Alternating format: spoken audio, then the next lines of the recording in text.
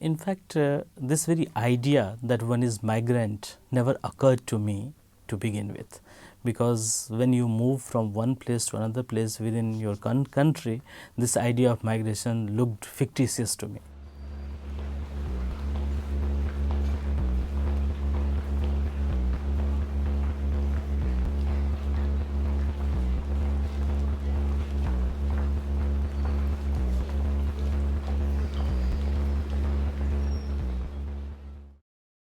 I was born and brought up in Bihar, shifted to Delhi for my undergraduation and then graduation and then initial job, and then from there I came to Mumbai. So, this conception that I am a migrant was actually not existing for me, but when before coming to Mumbai and otherwise also as a student of political science, I have been hearing about this issue of hostility towards the people moving from Bihar to Maharashtra to other places and things like that, and that made you think about that what is that which makes a migrant life so complicated within their own country, where technically by the constitution you have the right to move and settle anywhere within the country. So, it's also a kind of class experience. So, for me as a professor at Tata Institute of Social Sciences and for many like me, actually this idea of migration and the problems related to migration not necessarily occur. But when it comes to urban poor, laboring poor, the construction workers, domestic workers and things like that, then this idea that this poor segment as a migrant are not wanted or being considered and framed as the other, and then all the problem exist from there. Though the canvas and understanding or the governmental understanding of migration includes most of the people who go for job, for anything outside the place of their residence are considered migrant.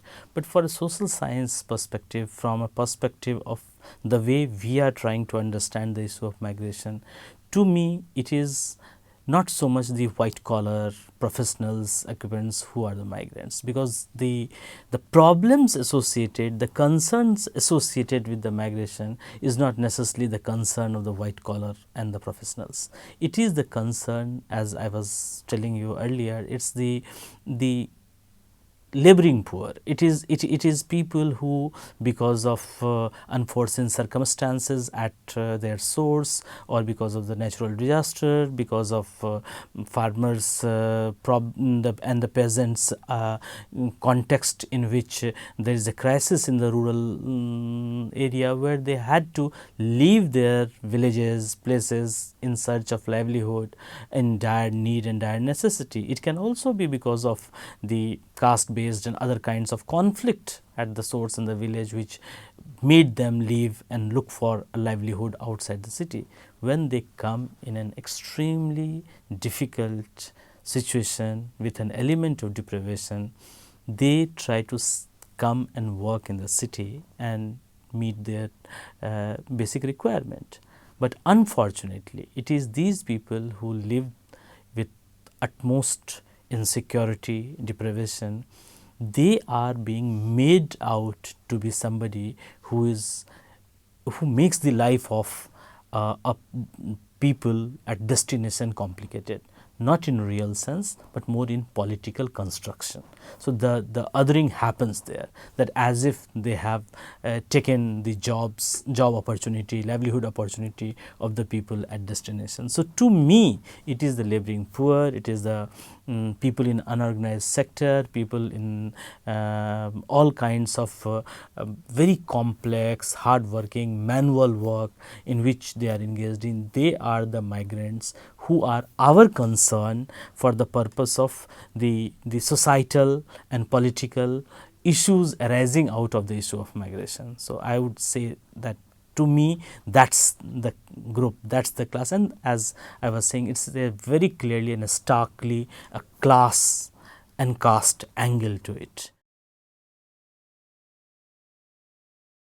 The migrant population, if you look at the literature, if you look at the remittances being sent by the migrants, if you look at the burden they reduce at the source by migrating to destination and to the cities is something, and the way their movement has been seen in economic terms, it looks and it gives a very rosy picture. People do see that there is a push internationally to allow people to migrate, to facilitate, because the understanding is that it brings economic prosperity. So, the international literature is full of saying that how people's mobility, people's movement, migration brings prosperity to both the destination and the source. So, if you go by that, the assumption is that the state should facilitate the process, the state should make life comfortable, simpler, less complex for the migrant population, but the reality is starkly different. State, because they know that particularly looking at the poor migrants, they know that they are moving because of the dire necessity. The state does not feel it obligatory on their part to make any special provision for them or make their life in terms of their housing, in terms of their basic services, in terms of their access to health services, access to education, access to livelihood or support of any kind as their obligation. They feel that it is their duty, they will navigate, they will traverse, and they will make things happen for themselves. So, at one level there is an indirect push that people should migrate, but in the process of migration there is no support being provided, either during their decision to migrate or during their travel or when they come to the destination or the place of for their livelihood. So, there is no support of that kind. The second is that because of political reasons, as you know, that either the far right group or even the centrist political parties and sometimes even the left groups position migrant as the other, making their life extremely complicated.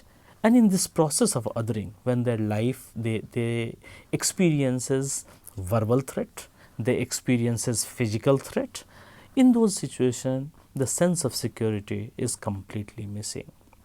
They have nowhere to go, they have nowhere to seek refuge and rescue to, and that clearly shows that how the state as an institution allows certain fringe groups or political groups to play around the populist politics in a very tangible and sometimes intangible manner, and migrants are often at the receiving end. At another level, when there is an issue of safety, security and safety from the threat and the violence, at that place also the migrants feel very isolated, alienated to take any kind of support from the state. So, that and to me it is an extremely difficult thing to comprehend why the everyday experience with the state is so negative. And what it does is that the migrants then resign to the fact that they are the other. So, their bare minimum and the basic premise of claiming citizenship right, that they are the citizens of this country, gets completely compromised. The idea of citizenship is extremely a complicated idea. If you look at the basic premise of citizenship, it has an element of universalism. It has an element of that because you are a citizen, you have such and such rights and privileges being a citizen of particular country and particular society. Now, the problem with the migrants is that they do not experience the right to citizenship the way it is envisaged in the constitution. So, at one level one can say that the bare minimum civil and political rights of citizens are available to them. So, you can say that they have a voter card, you can say that okay, certain things are available. But this larger idea of the social citizenship, which T.H. Marshall and others talked about, is that their socio-economic rights are often being compromised, neglected, ignored completely. So, there is an element of experiencing themselves as a differentiated citizen. there is an element of understanding themselves as somebody who experience the idea of citizenship in a hierarchical manner. Citizenship, if you look at the basic premise of citizenship, it has an element of equality. Citizenship gives that okay, everybody has a particular kind of right, but the everyday experience with the state, with society in general, and everyday life of the migrants makes it very clear and obvious to all of us that their life is a life of graduated, differentiated citizenship and hierarchized citizenship, not that the way the citizenship is generally envisaged. So, here is the problem, that if you do not consider yourself and you do not experience yourself as a right bearing citizen of the society, then your engagement with society at large, with the state, has an element of very clear, you can say that it is very uneven, and that defines the life and circumstances of migrants in cities, in places where there is an element of political animosity, political othering, and making them feel unwanted, though they provide cheap labor and therefore they contribute to economy in a very subsidized manner, but at the end their citizenship experience is anything but desired. You know, it is a very interesting thing to identify that why historically certain places are developed, are promoted as destination, and certain places are allowed to remain the source for providing cheap labor. So, to me it is the larger canvas of capitalism which certainly wants certain places as the sender, and certain places as a source. So, if you look at Bihar, Bihar has a fertile land, but the land distribution is very skewed. People, there is a very large section of people who are landless laborers, they belong to Dalit communities or the extremely backward caste communities with barely having any land holding to themselves. So, there is a general crisis around agriculture and the recurring floods in some part of the state, and in many other parts of the state recurring droughts. So, it is the contrast within the state which leaves the poorer section with no other option but to leave the place and look out for some kind of livelihood opportunity and wages outside. Now, if you look at the economic development, whether it is green revolution in western UP, Haryana, Punjab, and the way the attention has been given to agriculture, or complete lack of or complete absence of any industrial growth in Bihar. So, people and at the top of it there is a huge social hierarchy, the caste hierarchy, with experiences of discrimination, experience of exploitation, experiences of violation. So, all this leave no other option but to live and look out for livelihood. So, one is the economic reason, another is the social reason, ultimately that leads to that forces people to go out and look for livelihood opportunity. Now, the destination has changed. So, earlier for Bihar and Bihari migrants and laborers, the destination used to be Bengal, Calcutta, which changed subsequently. People started shifting to Delhi and to Mumbai. If you go by the statistics, you will be astonished to know that the Bihari migrants in Mumbai are actually really very few.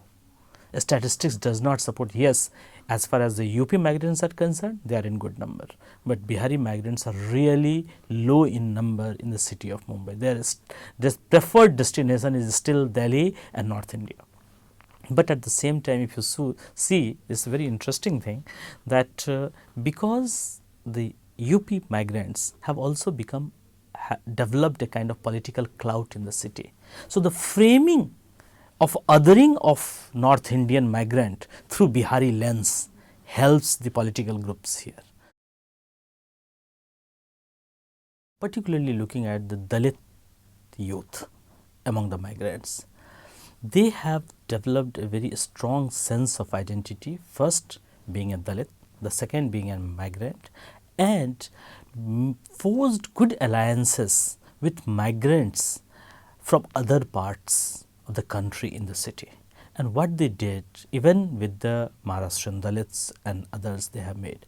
And you would be surprised to know that the Bhima Koregaon, which is in the news recently for variety of reasons, that the North Indian migrants who did not, North Indian Dalit migrants who did not necessarily know about Bhima Koregaon and its importance, but the enthusiasm, the motivation with which they every year celebrate, visit, participate, and in this entire process also develop of kind of collegiality, network with the fellow youths from other parts of the country is something which makes you feel that they are conscious of organizing themselves, mobilizing themselves. Second, also through their own network and groups, they have been able to look at the how skill enhancement can be done. They are exploring the possibility that they might have come here for a particular kind of job, but realizing the need of the city in terms of service sector and other things, they have also used their own networks and diversified themselves into another set of work, job and opportunity.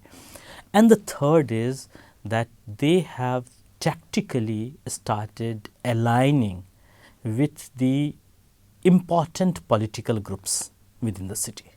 So, suppose in the Shivaji Nagar area or in the Mankur nearby in the eastern suburb, if they realize that a particular party, Samajwadi party or the Congress party or some other party is important political party, they would try to liaison with them, they would make themselves as a group, and therefore, they highlight their importance as a voter also. So, I think some of these things I experienced that the youth and the migrant youths are doing in the city. There are many other ways through which they are trying to make their life more meaningful and also trying to negotiate with the complex political space in the city, and they have been quite successful, I would say. So, who has the right over the city and who has the right to the city?